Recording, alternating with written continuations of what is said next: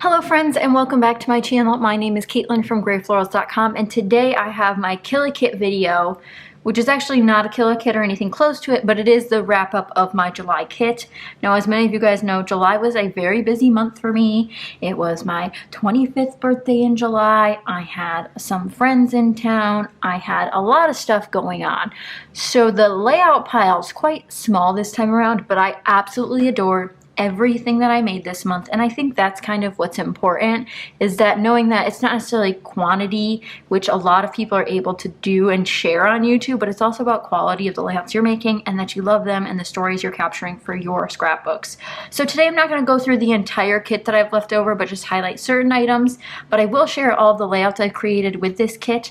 Now, I do think I might keep this kit around for a little bit longer and do some exclusives over on Patreon, because that's always super fun to do, and I'm really loving pastels lately, and my next kit for August will be quite different, so make sure you stay tuned for that and be subscribed so you don't miss that. If you're interested in seeing the rest of these layouts in a little bit more detail, I'll have all the blog posts linked down below in case you missed any of the videos. I'll also have the playlist linked down below for all of my July projects. But like I said, a lot going on this month, and I've shared tons of videos of a variety of subjects, including some hauls, but I'm excited that you guys were voting over on my YouTube community page about what you guys wanted to see in August. So stay tuned for what most of you guys voted for, which was a spending freeze challenge.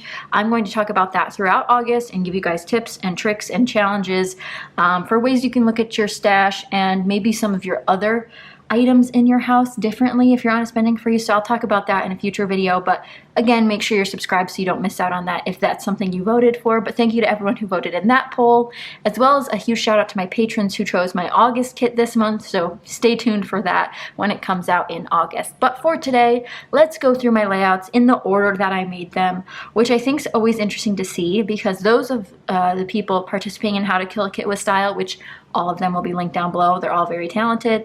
If you ever see someone who kills a kit, it's interesting to see how the layouts change throughout the method of killing their kit, like how they start using scraps at the end and all that jazz. But for someone who did not come close to killing her kit, I have a lot on all of these pages because I'm definitely in a maximalist mode still. So I'm definitely focused on using up supplies and trying to get as much junk on a layout as I can where it still looks tasteful and is my style, but I had fun with it. So this was the first page I made this month, a 6-photo layout, and you'll see a big trend this month was multi-photo layouts, and I adore the 3x4 size right now that I have, since I have my own photo printer at home. And again, I'll have that printer linked down below in case you guys are interested in figuring out which one I have. I might do a full review on it. I know a lot of crafters have recently purchased it, so I'll have it linked down below in case you're interested. But I did make this one, and these were the first photos I printed for a scrapbook page from that printer, and I'm super excited with how this turned out. All about my little kitty cat, Lily, and I mean, pastels, orange cat, it worked out beautifully. So I love that page. This may be my favorite page of the month, but it's really hard to pick. And someone also commented that they're really happy to see me scrapbooking photos of myself, because a lot of you guys don't take as many photos of yourselves, and it's hard to get yourself in a scrapbook. So here is where you ask your person you're traveling with, or the person you're visiting somewhere with, whether it's your son or daughter or your partner or a random person, to take a photo of you. I did know the person who took these photos of me. Luckily, I didn't have to ask a stranger. But I love this photo set. It was almost like a mini photo shoot, and you'll see me laughing in some of these because if you get a good photographer, you'll have a lot of fun doing it.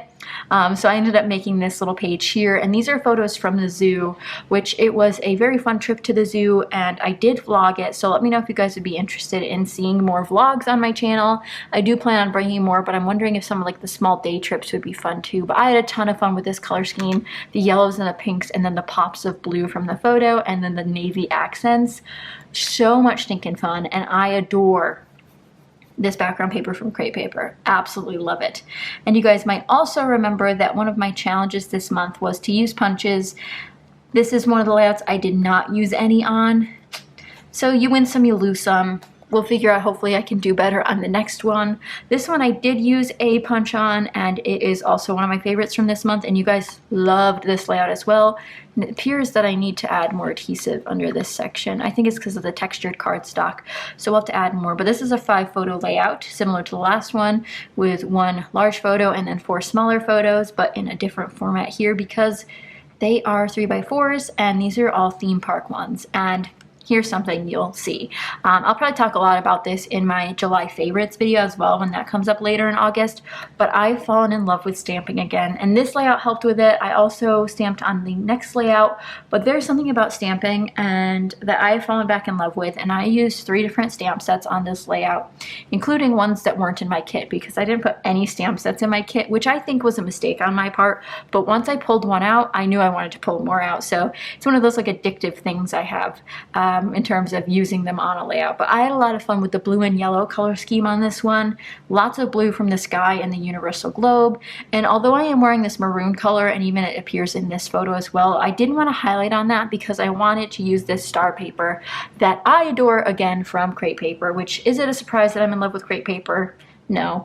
I do wish they were making more lines because I adore them, but as far as I know, they're not making anything super new this release, so we'll see what ends up happening to their beautiful designs. But I'm super excited to have used a little bit of the star paper and have more left over to use on another layout. There's something about stars that screams universal to me, and I talk about this a little bit in the process video itself, but this is the first time I've used cardstock in a while as well, besides white cardstock, so a full 12x12 cardstock, plus some textured cardstock that I ripped into.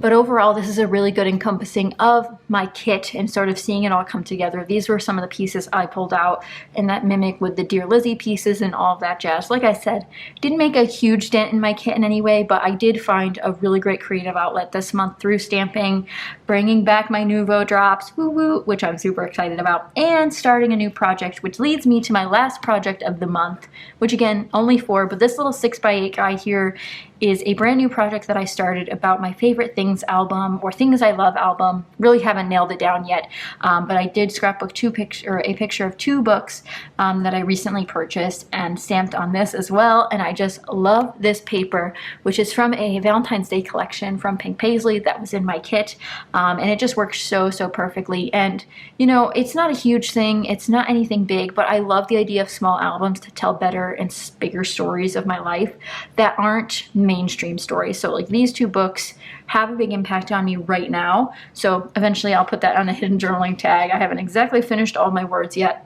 Smart tip is you can always write out your journaling first on a computer and then handwrite it to make sure it'll fit, make sure it all works out, and to know what you're going to write and don't run out of room, because I know that can be an issue for some of us who love to use extra words like I do myself. But really love how this turned out, and although it's a 6x8, it's totally transferable to a 12x12, which I know is hard to comprehend, but if you guys would like a series where I take designs that I do in a 6x8 or another small format and then transfer to a 12x12 to show you guys how you can mimic either sketches or things you've loved that you've seen on Instagram or Pinterest, let me know in the comments down below if you would be interested in that. But those are my 4 layouts. Now I do want to, like I said, don't go through my entire kit that's left over because I've barely made a dent in it. If you want to see what was in my kit, I'll have my kit share link down below, because I think these 4 layouts are so vastly different. It just seems like they couldn't all come from the same kit. And they really don't have too many similarities now that I think about it. I'm trying to think if there's one thing that goes across all 3.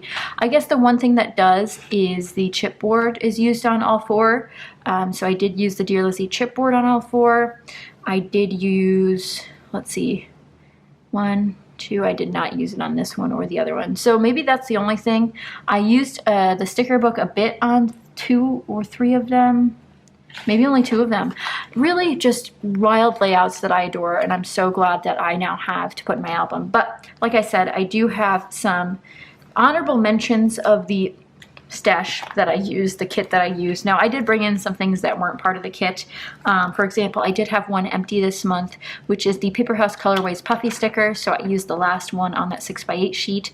These were all words and like small icons, so I'm really happy to have that finished that I've had since 2018. Similarly, I brought in stamps, so I brought in this LA Studio stamp that I'd never used. Similarly, this new Concord and 9th I recently added to my stash. So really just a lot of things that I've been wanting to use or been been inspired by. I just kind of brought them together in this kit, including the sticker book. Now I'll do a quick flip through. This is a brand new sticker book this month, and ideally I throw it into my August kit, but we'll see. So you guys can kind of see here, we use 3 strips there, a couple there, a couple there, 1 there. Ideally, when I go through a sticker book, I try to use something on every page if possible. Obviously, not everything fits the color scheme or the theme, but you can see there are a few missing on several of the pages, which is obviously the sort of goal that I'm going for. And I am a person who flips from back to front, so you'll notice the front ones are a lot more full. So while I didn't make any huge progress in my sticker book, it's brand new. A little bit goes a long way in the long run. If you keep using it, chipping away at it a little bit at a time, you'll get somewhere with it. So I'm excited that I got to dive into the sticker book, even though I do have a couple more in my stash. And similarly, I did dive into these label stickers, but didn't manage to finish any of them. So these ones still have 2 on this one, 1 on this one left. These ones were brand new, so we're making a dent in those. Similarly, these ones were brand new, so we made a dent in those. But we're making dents, and that's what counts, and that's what matters to me. And like I said, August will be a spending freeze, extravaganza, whatever you want to call it. We'll have a fun name for it, but a fun challenge that you guys can join me on as I go through a spending freeze in my life. But I had used a lot of fun products that were new, never touched, maybe some old ones too, and we did make a little bit of a dent, at least in some of them. And that's really what I strive for, is to make happy pages that make me happy and that capture some memories that also make me happy. But that is it for today's video. I hope you guys enjoyed this kill a kit. Again, we did not kill a kit, but we did have fun with the kit, and I think that's all that matters. And for all of my fellow kit cheaters out there who love to reach outside their kit, I hope you found this inspiring to continue to reach outside your kit, because those little bits and bobs, pulling in the stamps, pulling in the tools, is what makes a world of difference when you're stretching your creativity to make pages that you love. But let me know what you guys think and which one was your favorite in the comments down below. I will have the blog post linked for each of these if you're interested in reading more about the actual trip itself or the actual project itself. But thank you guys again so much for watching. Be sure to check out all of the other lovely participants for July's How to Kill a Kit with Style down below, and I will see you guys again very, very soon. Bye guys!